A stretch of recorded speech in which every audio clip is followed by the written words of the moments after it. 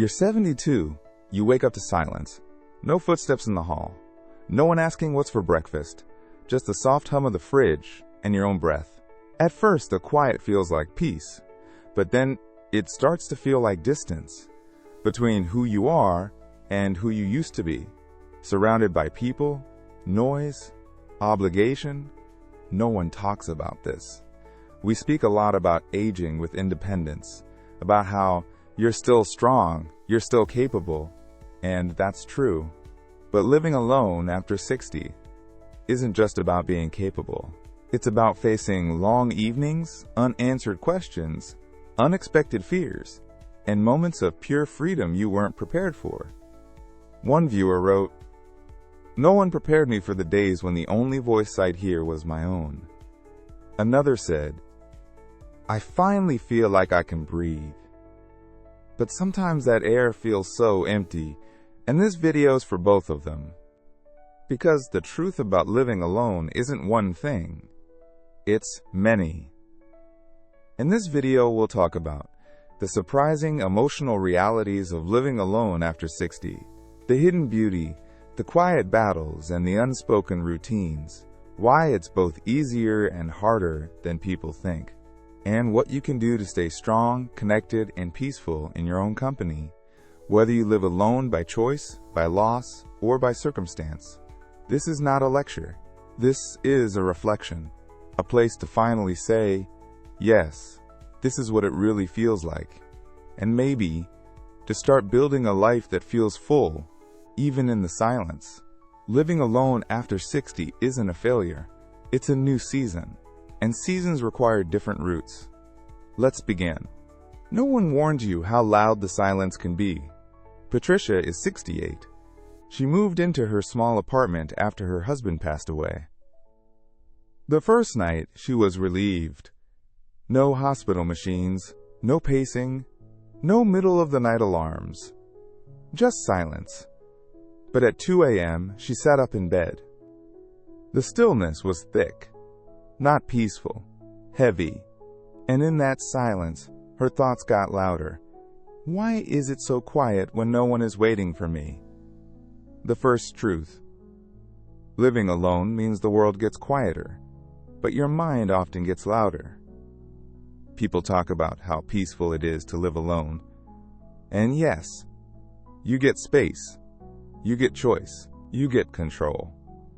But you also get silence that echoes around 4 p.m. when the light starts to shift. On weekends when the phone doesn't ring. At night when every creak feels like a warning. Or in the morning when you realize you haven't spoken aloud in 2 days. What this feels like. You walk through the house and feel a hum of emptiness. You keep the TV on for company, not for entertainment. You hear your own thoughts more clearly, and not all of them are kind. You crave a voice, a touch, a presence, but feel unsure who to call. Silence isn't always restful. Sometimes it stirs what you've been avoiding. What you can do. Create intentional sound. Start your day with soft music or nature sounds.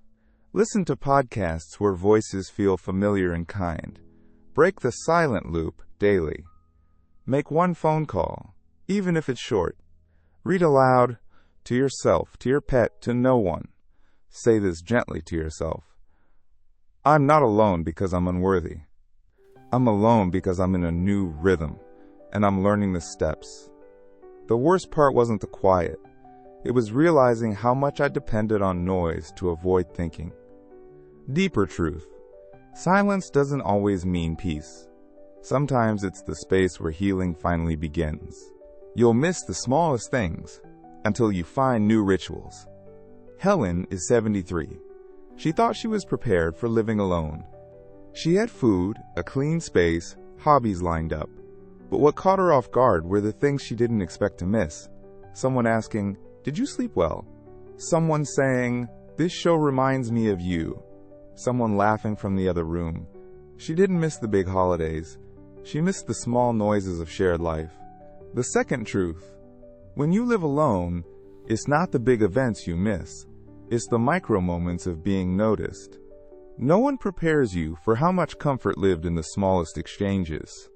A cup of tea made without asking, a shared sigh at the evening news, someone saying, "Good night," even if you were already tired. The warmth of someone brushing past you in the kitchen. And when those vanish, the space they filled becomes a quiet ache. What this feels like. You find yourself narrating your day aloud just to hear a voice. You wish someone would comment on what you cooked, even if it wasn't good. You miss hearing someone else's opinion, even when you didn't agree with it. You realize how many of your smiles used to come from someone else's reactions. But here's the beautiful truth. You can create new rituals, and they don't have to be shared to be sacred. What you can do. Replace absence with presence. Light a candle every morning just for you. Write yourself a note each evening. You did enough today. Make small moments deliberate. Plate your food nicely. Speak kindly to your reflection. Pause to say good morning to your space. Say this gently aloud. I can be my own witness. My life is worth being seen, even if it's just by me. It's not about loneliness.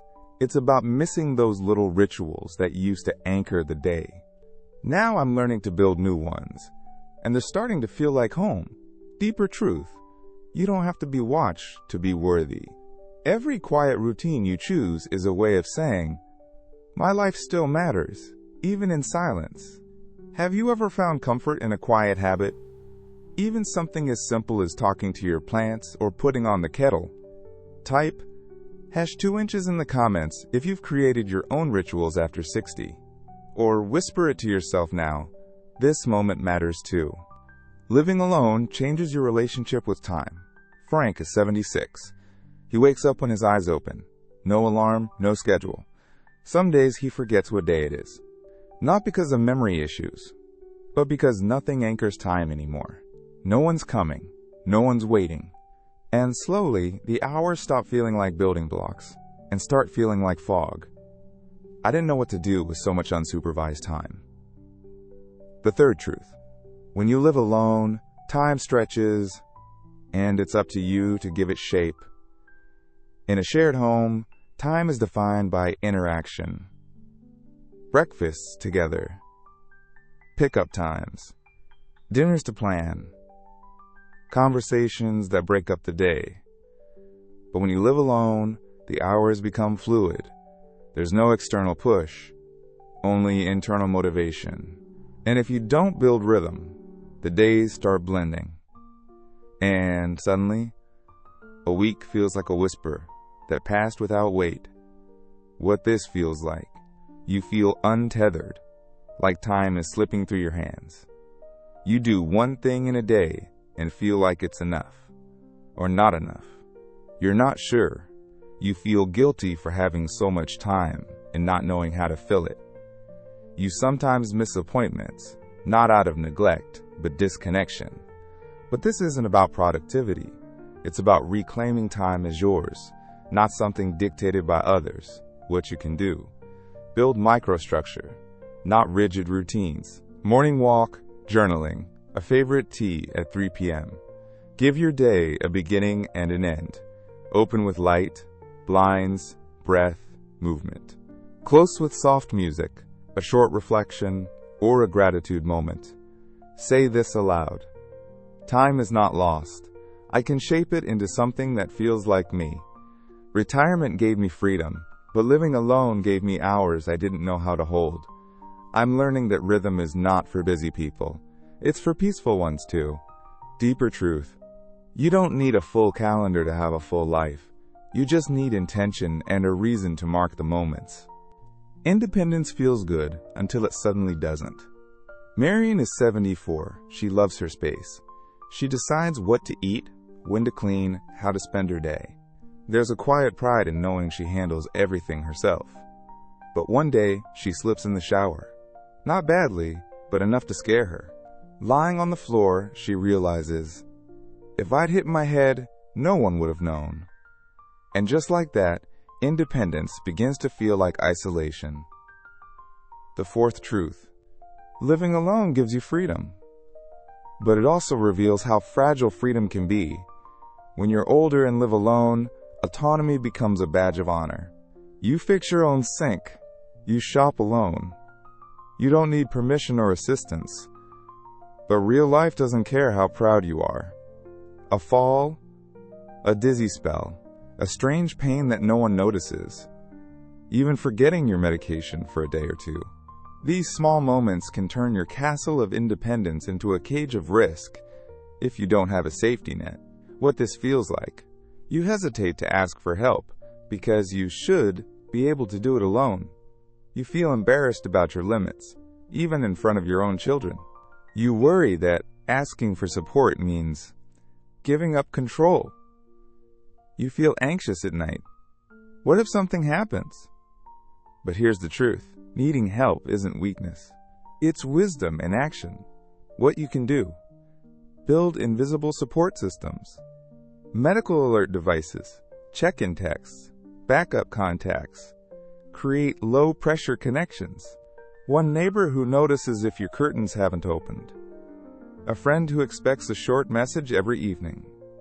Say this gently: I am not less because I need support. I am safer, smarter, and still strong. I used to think asking for help made me a burden. But now I see, letting others in makes me human, not helpless. Deeper truth. True independence is not doing everything alone. It's knowing when to ask for help and letting that be part of your strength. Living alone can be beautiful if you learn to befriend yourself. Gerald is 79. He used to fear being alone.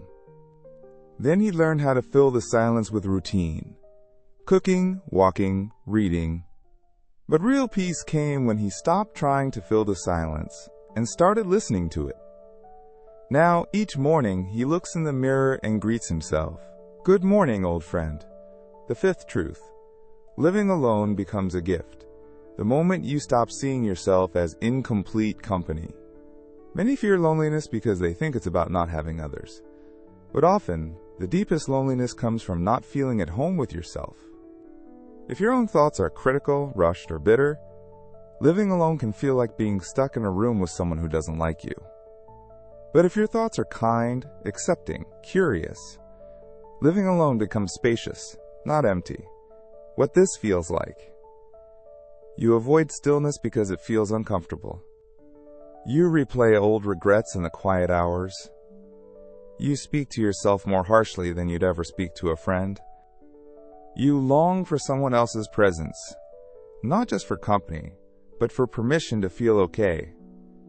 But here's the key: you are the one who sets the tone of your inner home, and you can choose to make it gentle. What you can do: notice your self-talk. Is it kind? Or critical? Would you say those things to someone you love? Begin small rituals of friendship with yourself. Greet yourself in the mirror. Say thank you to your hands, your feet, your breath. Say this quietly but clearly: I am not waiting to be whole. I am already complete company. I live alone. But now I walk through my apartment and smile, because I finally made peace with the person who lives here. Deeper truth. You can be alone without being lonely, if you learn to treat yourself with the love you spent years giving to others. You're not alone in feeling this way, and that changes everything. You may live alone, but what you feel, this quiet mix of strength, fear, pride, sadness, peace, is not yours alone. Thousands of others are walking through similar mornings.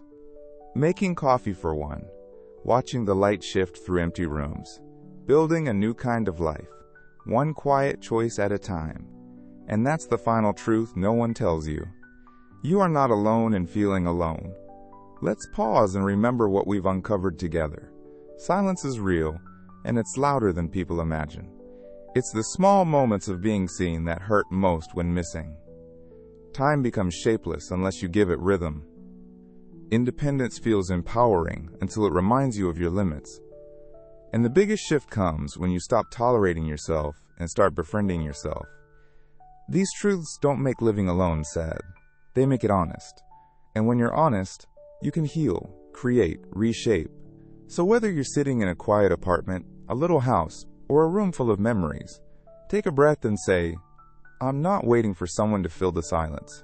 I am filling it with meaning, my own. What you can do next.